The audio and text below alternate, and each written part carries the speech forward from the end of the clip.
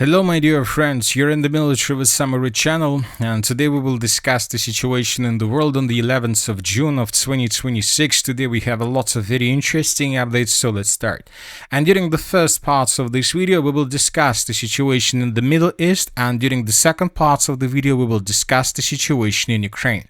So let's start, and according to media and according to all these updates we have on the map, the conflict on the territory of the Middle East resumes. And the President of the United States of America ordered strikes on Iran after a US helicopter was downed. Officials say his frustration had been building for nearly 2 weeks as Tehran failed to respond to his latest proposal. The strikes were designed to restore leverage without causing casualties or derailing diplomacy. Later, we received the report that the United States of America, during the night, launched 49 missiles.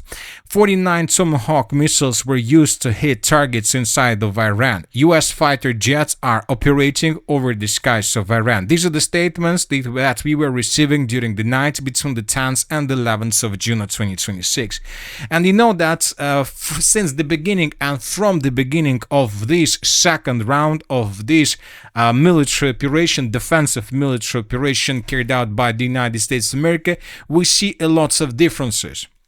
Once again, let's take a look at how the conflict, how the Epic Fury operation started during the 28th of February of 2026.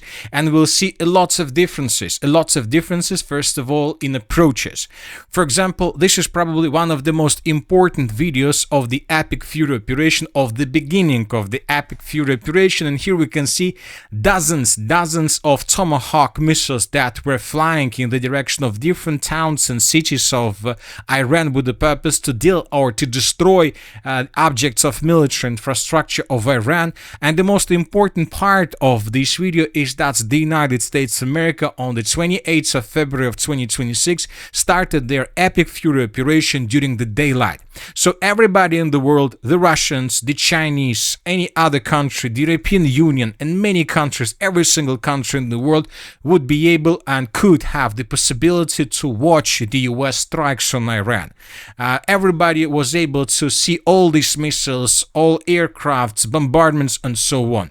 And it seems that during the Epic Fury operation, the United States of America, first of all, wanted everybody to see how the United States of America were attacking the Iranian side, because the President of the United States of America, as well as the United States of America itself, were 100% confident that this operation, this Epic Fury operation, would be too easy.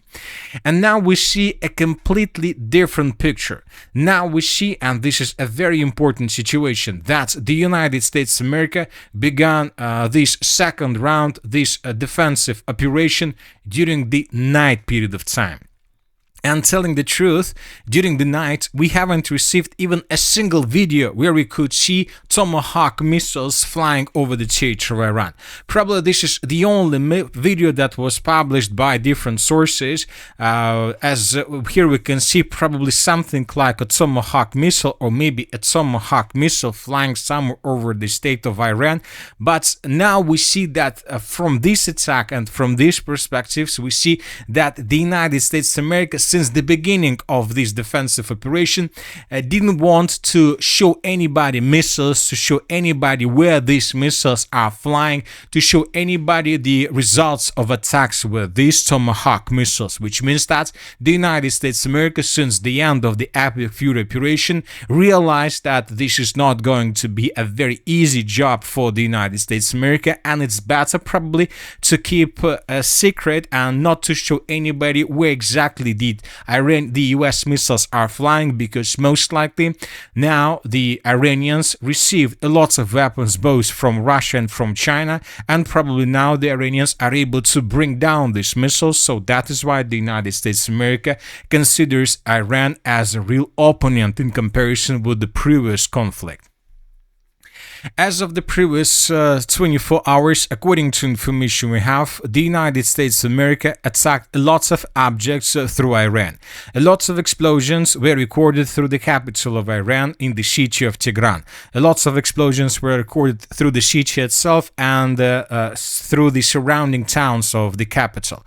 Furthermore, according to information we have, lots of explosions were recorded along the shore of the Persian Gulf. The United States of America attacked the settlement of Kangan. The United States of America attacked the territory around the Hark Island. We received lots of reports about explosions on the territory of Keshm Island. We received the report that at least 3 U.S. airstrike targeted Bandar Abbas airport. So lots of objects were mainly attacked along the Persian Gulf and the Strait of Hormuz, probably with the purpose to reduce the U.S. The Iranian capabilities, military capabilities. As of the United States of America, this information hasn't been confirmed yet.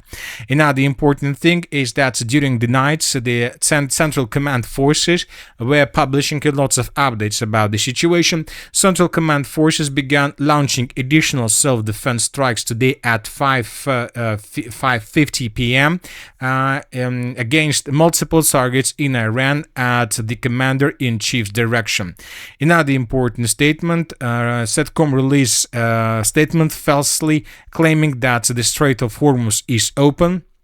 Another important statement, CENTCOM acknowledges claims by Iranian media of attacks against U.S. Navy vessels near the Strait of Hormuz, but denied that any ships were struck. And probably this is a very interesting situation because after we received the statement that the Iranian side attacked a military ship of the United States of America, we start receiving reports that during the previous 24 hours, up to 3 commercial vessels were hit by the U.S. missiles. At, for example, 11 p.m. of June 9th, U.S. forces disabled an oil tanker in the Gulf of Oman for the second consecutive day after another vessel violated the ongoing blockade by attempting to transport oil from Iran. So this is the video that was published by the U.S. authorities. Later, we received another video. The Pentagon confirmed an attack on the Jalvira tanker with Indian sailors on board. 2 air-to-surface missiles were fired at the engine room of the tanker. According to the U.S. command, there was allegedly Iranian oil on board. So as you can see, this is another thing that differs from the Epic Fury operation, because during the Epic Fury operation, the United States of America were mainly rerouting these vessels back in the direction of the Persian Gulf and the Strait of Hormuz, or at least were detaining them but not attacking them with missiles, and obviously were not destroying them. So this is another difference with the previous, the Epic Fury operation.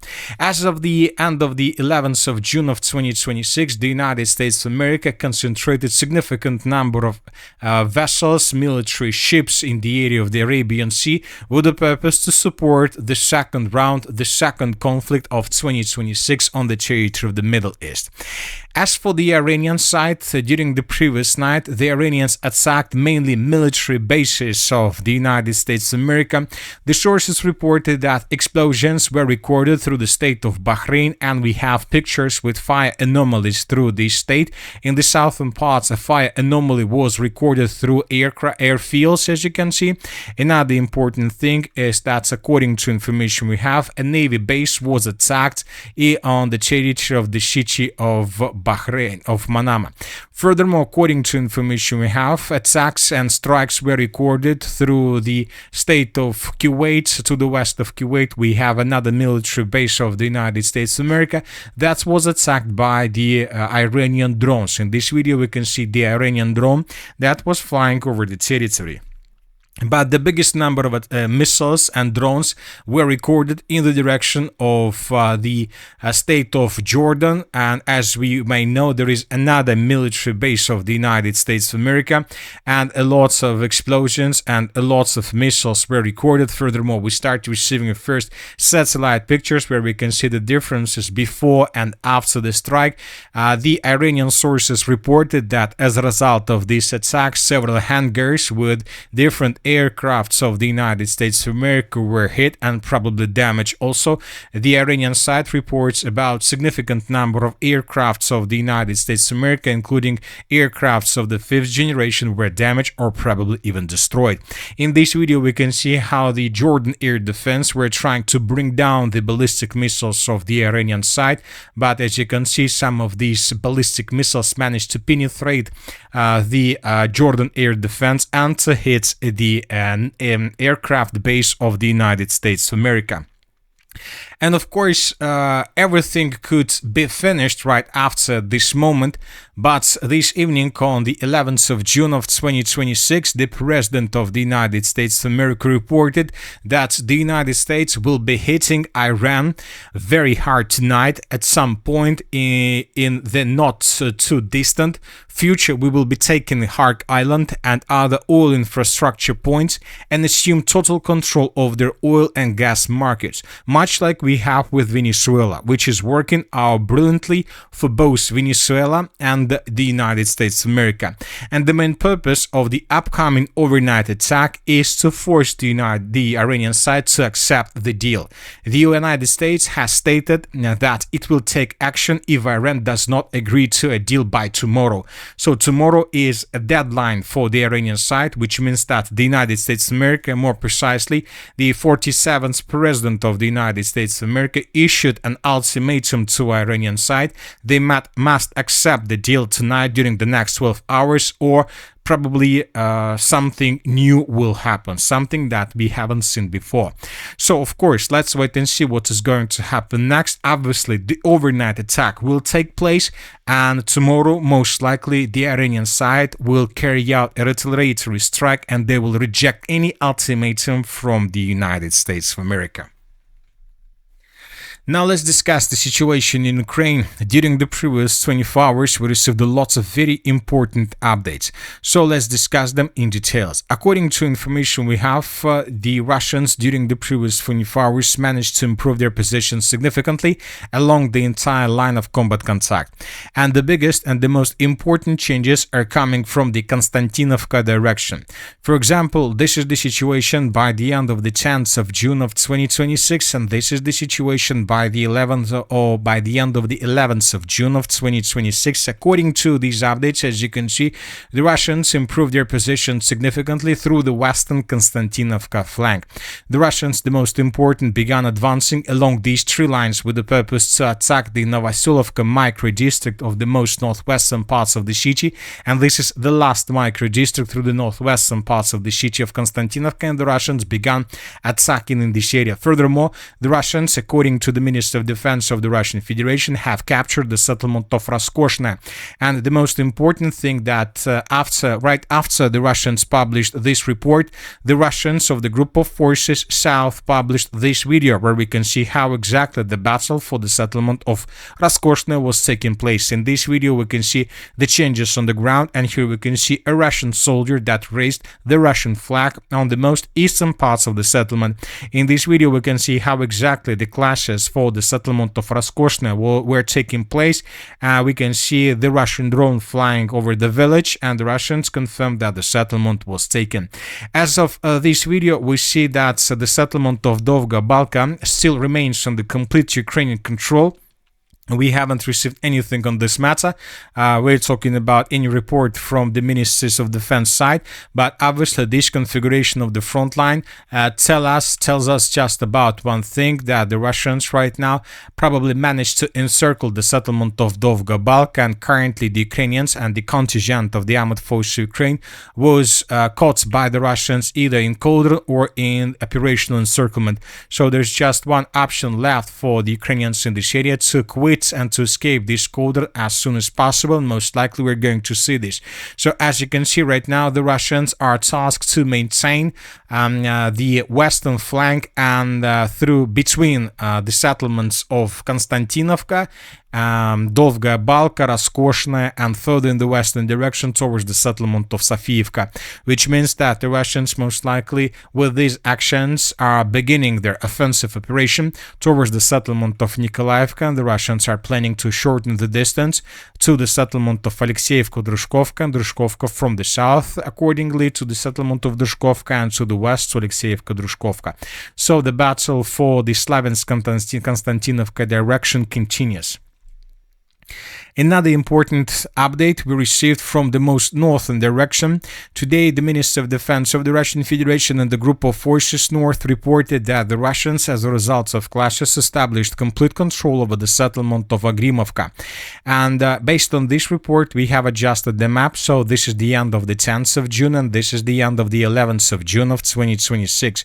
The Russians, as you can see, managed to improve their position significantly. Furthermore, according to the information we have, the Russians right now are fighting for the settlement of Nisterna, and summarizing everything, we see that the battle for the river of Volcha is coming to its logical end, and probably in 2, 3, or 4 weeks the armored forces of Ukraine would be forced to fall back from this area further in the southern direction, and from these positions the Russians will continue advancing further deep inside of the Kharkiv region. And during these attacks, almost at the same time with these attacks through the northeastern part of Kharkiv region, the Russians continue their offensive operation through the northern Kharkiv direction in the direction of the settlement of Kazachye Lopol. And today we received several reports that currently the clashes are taking place through the village of Kazachye Lopol itself, which means that in coming days we may receive additional updates about this as well. And the most important thing is that the Russians for third or fourth day in a row continue bombing and attacking the Kharkiv region and the city of Kharkiv itself with probably with hundreds of drones and with dozens of missiles. In these videos we can see how Russians were attacking different objects of military infrastructure through the settlement of Kharkiv with drones. Lots of vehicles, locomotives and warehouses were destroyed. Furthermore, the Russians attacked, according to information we have, an object of a military infrastructure that the Ukrainians were using to produce drones. Here we can see how exactly the Russians were attacking this territory. So as you can see, the Kharkiv offensive operation is becoming the major offensive operation, and it seems that the Russians are not planning to stop, because this is a vital question for Russians to reduce the number of drones that the Ukrainians use to attack deep inside of the territory of Russia, because as of the previous 24 hours, the Ukrainians used more than 500 drones to attack deep inside of the territory of Russia, and as a result of these massive attacks, the Ukrainians managed to hit another oil refinery on the territory of the Krasnodar Krai, and as a result of this attack, this oil refinery was probably damaged. A fire broke out right after the Ukrainians attacked this territory. Furthermore, we start receiving the first updates about a situation with gasoline. We see that more and more vehicles are trying to buy gasoline through the city of Krasnodar, where the strikes on objects of oil infrastructure took place these days. So we see that small crisis is brewing in this area, so that is why the Russians are trying to find the solution, how to stabilize. And at the same time, the Ukrainians also continue attacking gas stations. In this video, we can see another gas station through the Kherson region that was attacked by the Ukrainians and destroyed. As for the Russian massive attack, according to information we have, the Russians attacked the city of Kharkiv and the Russians attacked the city of Konotop. During the previous 24 hours, we received lots of reports on this matter. The Russians, according to information we have, attacked a railway station, and as a result of attack, probably the Russians managed to deal significant damage. Probably the Ukrainians were trying to bring additional reinforcements and reserves or munition in the direction of the city of Konotop and in the direction of the city of Sumy, but the Russians discovered these trains arrived in this area and they attacked them. And as a result of attack, as you can see, a fire broke out immediately. So the situation, the conflict on the territory of Ukraine continues, as well as the conflict on the territory of the Middle East resumed. So let's wait and see what is going to happen next. But one thing is clear, that the summer of 2026 is going to be one of the hottest summers since the beginning of probably the 21st century. And that's it for today. The Military Summary channel reminds to condemn any violence in the world. Thank you for your watching. Subscribe to my channel, put your likes, join my Patreon, and have a good day. Bye bye.